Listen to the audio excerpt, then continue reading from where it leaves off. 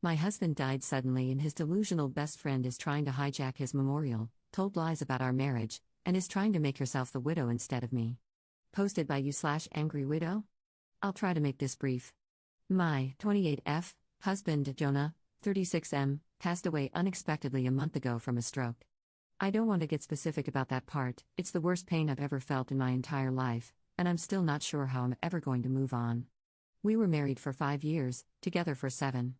For the past 2 years, we've been trying for a baby, but we're just getting to the point of considering IVF when he died. Jonah had a close friend in high school named Marjorie, 33F. Marjorie also ended up going to the same university as he did, and they spent a lot of time together during those college years. Jonah said that he liked Marjorie's company but never felt anything beyond friendship with her, which I totally believe.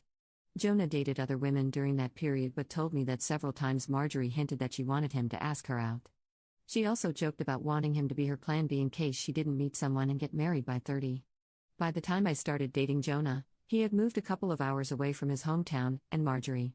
Despite this, Marjorie immediately began finding excuses to come to our town and hang out, which usually involved her encouraging us to go drinking and then her passing out on the couch at Jonah's apartment. I didn't mind her for the most part, but she had a habit of saying things like, "You know you ruined our marriage pact, haha," and pointing out all the things that she knew about him, like what he took in his coffee, his favorite bands, etc. Over the course of our relationship, and especially after we got married, Jonah definitely put some distance into his relationship with Marjorie. He confided in me that he felt he had outgrown her and that they really had little in common anymore. He stopped responding to her invitations to hang out as often, though he would occasionally call to catch up out of guilt, especially when she would text him or leave messages saying she was so sad he was ignoring her and the like. But now he's gone. I had him cremated, like he wanted. We haven't done the memorial service yet. It was too hard for me to even imagine the first couple of weeks, and I also wanted to give time for some out-of-state people to make travel plans. The memorial is this weekend. However, 2 weeks ago, I received an email from Marjorie, sent to around 60 people, including Jonah's family, saying that she was holding a memorial service for Jonah in the town where they grew up, the day before his memorial here. I was completely blown away, seeing as she hadn't mentioned anything to me or even attempted to call. Along with the details, the email said that she was planning the memorial in light of the fact that no other service had yet been held in his memory, and he deserved to be laid to rest with honor. For the record, she was invited to the memorial I've been planning and knew it was happening. I called her, of course, and told her that while I appreciated her willingness to help with Jonah's goodbye, I was already planning a service for him that would involve all of his family and friends. She immediately went on the defensive and said that she had only started to plan a service when she realized I wasn't willing to do it in a timely manner. I told her that the timing wasn't her choice to make, but that if she wanted to have a memorial of some kind, to please just add on the invitation that his official memorial was going to be held this weekend. She said fine. I sent a message to all of Jonah's invited friends and family to make sure they knew the real service with both of our families was going to be here, and then just washed my hands of the whole thing. This week, I received a message on Facebook from Jonah's cousin, saying that Marjorie, who has apparently blocked me on Facebook, created an event for Jonah's official memorial service, her memorial, and invited everyone she possibly could. I've been getting blown up with emails asking which day the memorial is and where. I'm honestly furious. I don't have the emotional energy to deal with this. I ended up putting a post up on my wall, reiterating the date of his service here and asking people to please share it.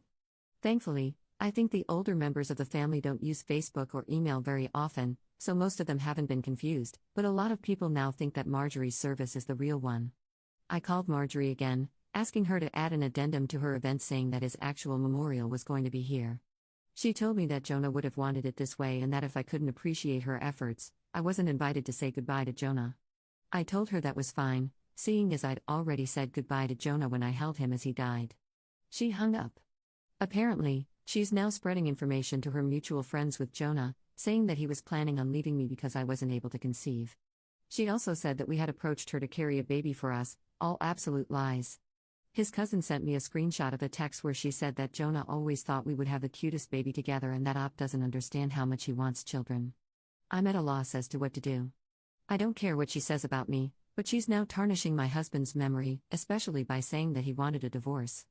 Jonah would never have left me, and anyone who knows him at all knows that we were committed to each other above all else. I need to figure out how to tell this woman to FCK off without encouraging her to spread more lies. And I also want to just forget the whole thing and crawl in bed and never get up again. Help me, please. Top/relevant comments. Commenter.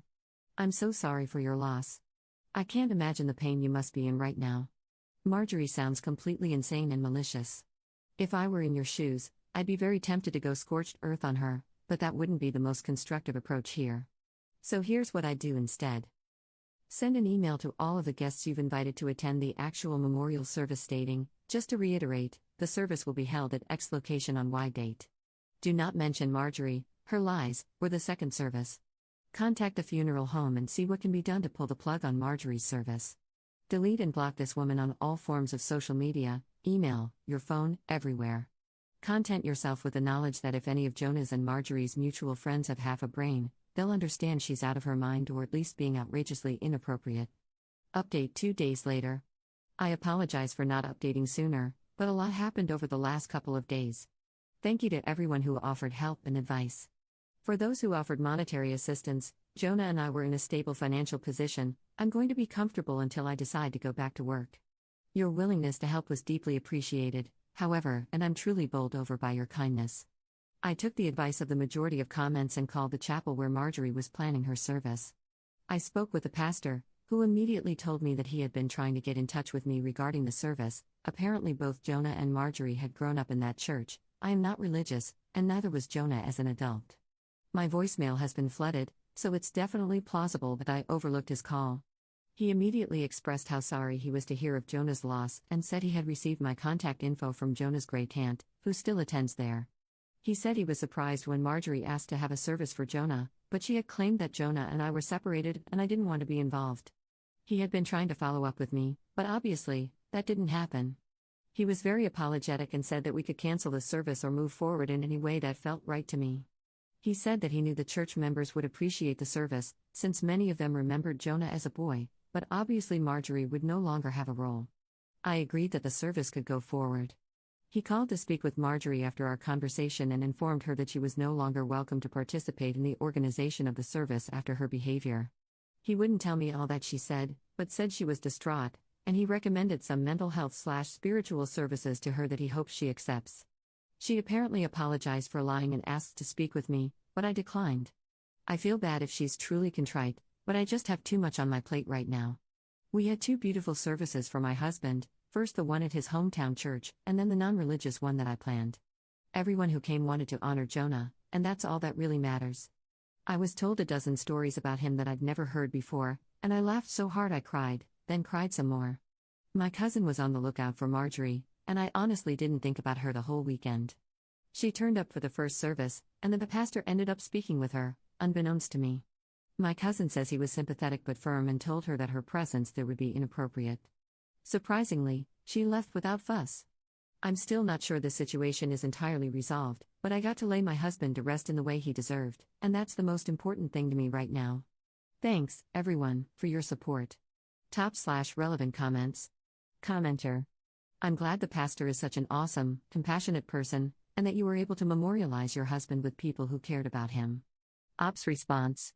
I definitely expressed my heartfelt appreciation to him.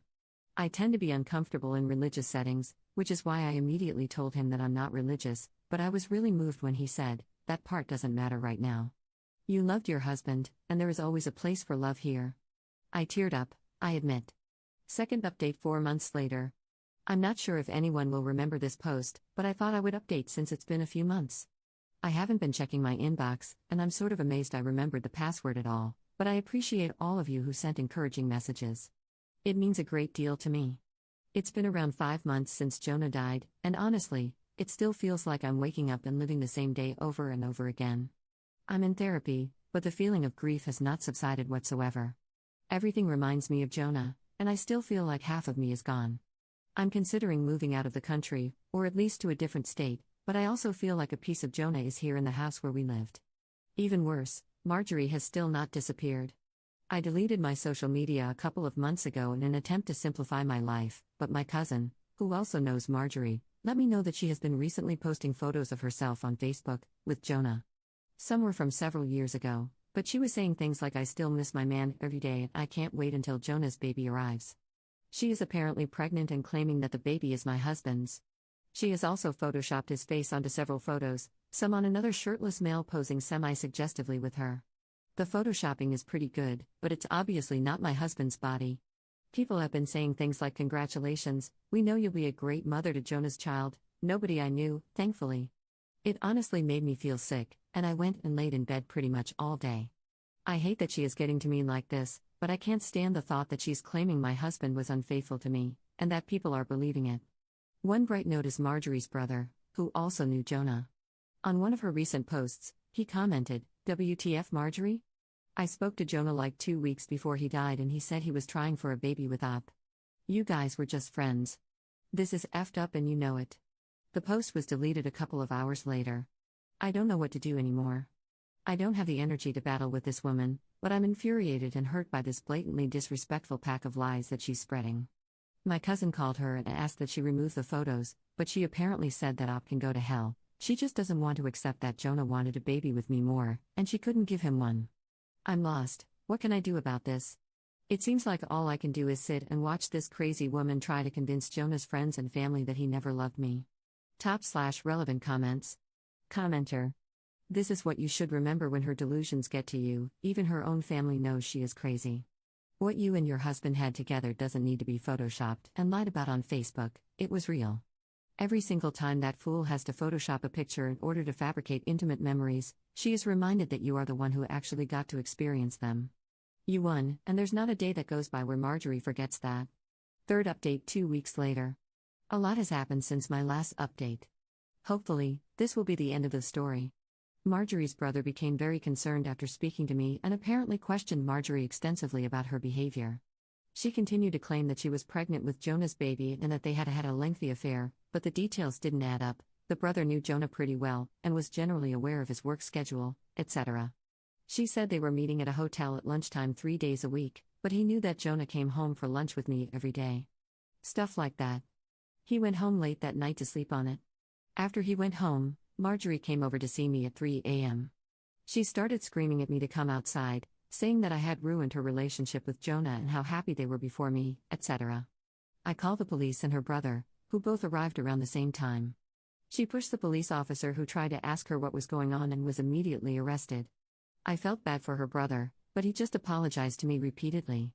Marjorie yelled expletives and tried to demand special treatment because the police were apparently hurting her baby by keeping her in the car. I gave a statement, and they left. Not exactly sure what happened after, but her brother says she is now under psychiatric evaluation, and is apparently struggling with a mental disorder that he wouldn't name. She has apparently not taken her meds in 2 years. I didn't ask for details, but it seems she is going to get some help. I'm not pressing any sort of charges. Her brother also linked me to his post on social media, where he made it very clear that Marjorie has been having some difficulties, and absolutely none of what she said about Jonah is true. I'm glad this seems to be over, but I've decided I need a fresh start no matter what. I'm looking for a job out of state, and I'll be doing my best to leave my life with Jonah behind. Thank you all for your help and encouragement. Top/relevant comments. Commenter. This is the best update possible. She was a few months shy of stealing a baby from someone's shopping cart. Her delusion had to be shattered, and this was the only way. I hope her being ill actually helps you cope with all of the disturbance she's brought to your life. On a personal note, I lost my partner too. So, naturally, I deeply sympathize with your pain. A lot of people would say that moving doesn't help, and to an extent, that's true. But I get you. I can't set foot in the town we lived in, which is really sad for many reasons. But it is what it is. Moving away from the memories isn't a bad idea. It is hard to heal when you are constantly driving past places that evoke memories. So, good for you on deciding to move. I wish you well with all of this.